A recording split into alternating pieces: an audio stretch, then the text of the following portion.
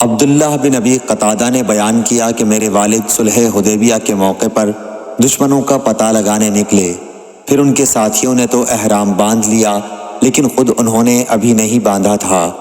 اصل میں نبی کریم صلی اللہ علیہ وسلم کو کسی نے یہ اطلاع دی تھی کہ مقام غیقہ میں دشمن آپ کی طاق میں ہے، اس لیے نبی صلی اللہ علیہ وسلم نے ابو قتادہ اور چند صحابہ رضی اللہ عنہم کو ان کی تلاش میں روانہ کیا۔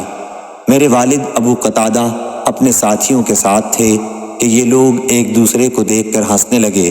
میرے والد نے بیان کیا کہ میں نے جو نظر اٹھائی تو دیکھا کہ ایک جنگلی گدھا سامنے ہے۔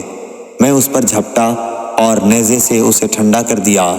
میں نے اپنے ساتھیوں کی مدد چاہی تھی لیکن انہوں نے انکار کر دیا تھا۔ پھر ہم نے گوشت کھایا۔ اب ہمیں یہ ڈر ہوا کہ کہیں رسول اللہ صلی اللہ علیہ وسلم سے دور نہ رہ جائیں، چنانچہ میں نے آپ صلی اللہ علیہ وسلم کو تلاش کرنا شروع کر دیا، کبھی اپنے گھوڑے کو تیز کر دیتا اور کبھی آہستہ۔ آخر رات گئے بنو غفار کے ایک شخص سے ملاقات ہو گئی۔ میں نے پوچھا کہ رسول اللہ صلی اللہ علیہ وسلم کہاں ہیں؟ انہوں نے بتایا کہ جب میں آپ سے جدا ہوا تو آپ مقام تعامن میں تھے اور آپ کا ارادہ تھا کہ مقام سقیہ میں پہنچ کر دوپہر کا آرام کریں گے۔